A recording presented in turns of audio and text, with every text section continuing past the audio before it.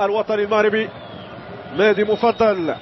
كرة العناصر الوطني من الطرف الايمن، كرة ممتازة يوسف السعيدي، مرفوعة ممتازة، الهدف الاول، وهي هدف هشام خلوة نجم نادي الميريا. الهدف الاول في الدقيقة الاولى، لم يمنحوا الفرصة للاتراك وهم يصلون لمرمى الحارس التركي سيلين امري. جيل واحد من اللاعبين ينجح في تدوين الهدف الاول في الدقيقة الاولى، جيل محترم، ومن يقول العكس فهو مخطئ. اكيد انه اليوم نتمنى الذهاب، لكن المعدن الاصيل يظهر في الاوقات الصعبه عبر هذا النجم وهذا اللاعب الواعد هشام خلوة بتمريره ليوسف السعيدي.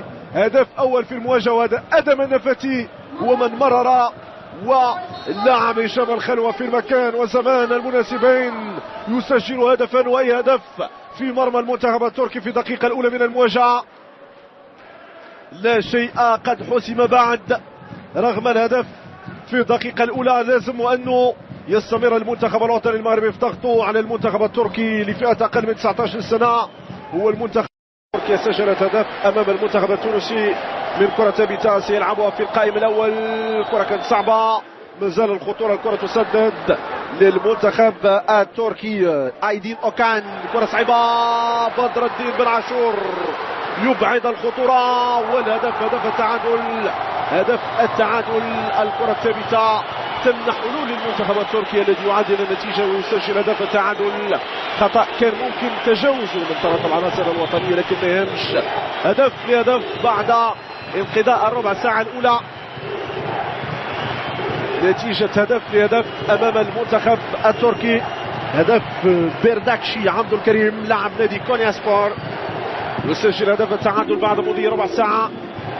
ما لازمش أنه هذا الهدف يؤثر على العناصر الوطنية، لازم أنها تبذل مجهود مضاعف لكي تلعب كرة القدم التي عودتنا في الدورة الأول وفي الدورة النصف النهائي. خدوش بدر الدين بن عاشور خلوا اللاعب بارداكشي عبد الكريم لوحده ويسجل هدف التعادل للمنتخب التركي بعدما سجلنا أولا في الدقيقة الأولى. أيدين من جديد، أيدين ليفركوزن، خطير هذا اللاعب أيدين، خطير هذا اللاعب أيدين، والهدف الثاني للمنتخب التركي. كان أمر متوقع أن تركيا تصل لتسجيل هدف ثاني في مرمى المنتخب الوطني المغربي. أكيد أنه شوارع في الدفاع المغربي، يعني أكيد أنه 27 دقيقة أداء مختلف تماما على ما تعودناه في مباريات الدورة النصف النهائي والدورة الأول.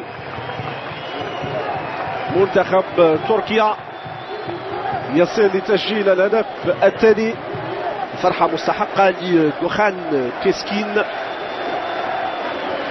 هدف كوسكون إبراهيم لاعب نادي اي جي اوكسير لوحده كان في الضفة اليمنى. ممتاز دم، ممتاز دم، ممتاز دم، كرة تسدد، والهدف الهدف هدف التعادل.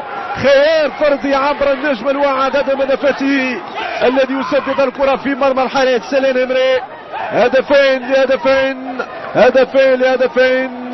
نعم، طوى حسين اديو اكيد انه يهدي هذا الهدف لصديقه او رفيق دربه، ولله سبحانه وتعالى الذي اهداه هذا الهدف، هدف التعادل في وقت مهم جدا للمنتخب الوطني الذي ضيع سيلا من الفرص خلال الجولة الثانية. آدم النفاتي لاعب ممتاز جدا من الإعادة الخيار فردي، لاعب ممتاز جدا، ربح كبير لكرة القدم الوطنية. هذا اللاعب بكل أمانة لاعب ربح كبير لكرة القدم الوطنية بكل أمانة. آدم النفاتي نفاتة بشرية، لاعب لا أخفى. محمد سردار وبدر الدين بن عاشور، سردار وبن عاشور بين في خيف شوية، سردار وبن عاشور، والكرة ضايعة، الكرة ضائعة للمنتخب التركي. كان خايف شوية، نعم سردار كان خايف شوية، باين في ملامحه يضيع ضربة ترجيحية أولى للمنتخب التركي. بقاو حاط رجلين الأرض، مازال ما تحسمتش الأمور. سيلين امري حارس مرمى المنتخب التركي، ومن سيتكفل بتنفيذ الضربة الترجيحية الأولى للمنتخب الوطني. مغرب تركيا، التكافؤ يزال مسيطر.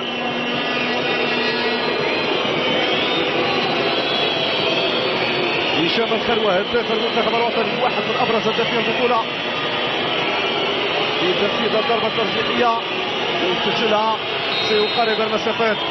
هشام الخلوة في تنفيذ ويسجل هشام الخلوة مهاجم نادي الميريا يسجل الضربة الترجيحية الأولى للمنتخب الوطني المغربي. ضربة ترجيحية ثانية للمنتخب التركي. من تضيع هي الأخرى، لعبها بشكل ممتاز جدا، الزاوية 90 وضعها هشام الخلوة، زاوية معاكسة للمكان الذي توجه إليه الحارس سيلين امري. ضربة ترجيحية ثانية للمنتخب التركي. ضربة ترجيحية تركية للمتألق أيدين أوكان، المتألق في المواجهة يضيع أيدين أوكان، والضربة الترجيحية ضائعة للمنتخب التركي. ضربة ترجيحية ثانية ضائعة. بدر الدين بن عاشور يصد الضربة الترجيحية الثانية للمنتخب التركي. أيدين أوكان يضيع الضربة الترجيحية الثانية. برافو بدر الدين بن عاشور، برافو بدر الدين بن عاشور. بقاو مازال المباراة ما انتهتش، نتمناو تسجل الضربة الترجيحية الثانية. نادي مفضل يا ريت لو سجل الضربة الترجيحية الثانية. نادي مفضل لاعب أكاديمية محمد السادس، نادي مفضل في تنفيذ الضربة الترجيحية الثانية. نادي مفضل والضربة الترجيحية تضيع للمنتخب الوطني المغربي. هدفين مقابل هدف وحيد، أو هدف لصفر في الضربة الترجيحية. صدها الحارس سيلين امري. المنتخب الوطني لازال متقدم بهدف لصفر. مسؤولية مرة أخرى على بدر الدين بن عاشور.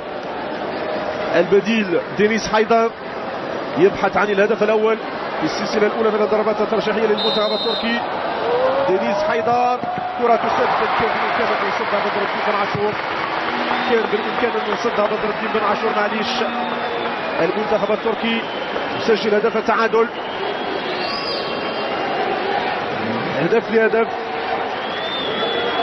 هدف لهدف كان بإمكان أن يصدها بدر الدين بن عاشور. المنتخب التركي يسجل هدف التعادل.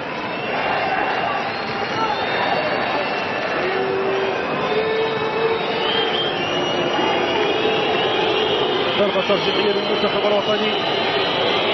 يصدق، نتمنى لا يخلقنا في الضربة الترجيحية. حمزة مصدق في التنفيذ ويضيع الكرة للمنتخب الوطني المغربي. والتكافؤ هدف لهدف بين المنتخبين التركي والمغربي. المنتخب ضيع ضربتين ترجيحيتين بعد استفاد الثلاث ضربات ترجيحية الى تكافؤ هدف لهدف. مسؤولية مرة أخرى على بدر الدين بن عاشور. وسكون إبراهيم سجل في المواجهة، هل سيسجل في ضربة الترجيحية؟ وسكون إبراهيم يسجل، نعم، يمنع التفوق للمنتخب التركي. هدفين مقابل هدف وحيد، لما يسدد لازم أن يسجل. وسكون إبراهيم. المنتخب التركي متفوق بهدفين مقابل هدف وحيد. آدم النفاتي كم نتمنى أن يسدد وأن يسجل هذه الضربة الترجيحية الهامة للمنتخب الوطني المغربي. هدفين مقابل هدف وحيد. آدم النفاتي نزلت الضغط الجمهور المغربي التي تتابع باهتمام المواجهة. آدم النفاتي لتسديد ضربة ترجيحية يسجل آدم النفاتي، والتعادل هدفين مقابل هدفين. آدم النفاتي بدم بارد.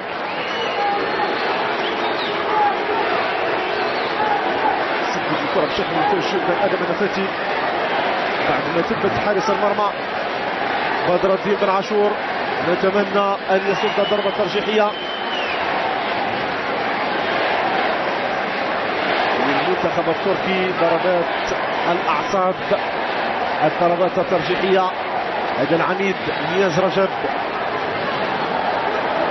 نياز رجب في تنفيذ الضربة الترجيحية للمنتخب التركي. نياز رجب والكرة ضائعة، الكرة ضائعة، وهدف الميدالية الذهبية لمن سيكون؟ كم نتمناها ذهبية، كم نتمناها ذهبية للمنتخب الوطني. نياز رجب، نياز رجب يضيع نياز رجب حل تسجيلنا للضربة الترجيحية. سنفوز بالذهب المتوسطي، سنفوز بالذهب المتوسطي. ضربة ترجيحية. أظن وليد الكرتي العميد، أظن وليد الكرتي. لا ضربة ترجيحية للمنتخب الوطني، ضربة ترجيحية للمنتخب الوطني أمام حارس المرمى سيلين إمري، أمام سيلين إمري. كرة للمنتخب الوطني المغربي والذهب المتوسطي. ألف مبروك لهذا الجيل.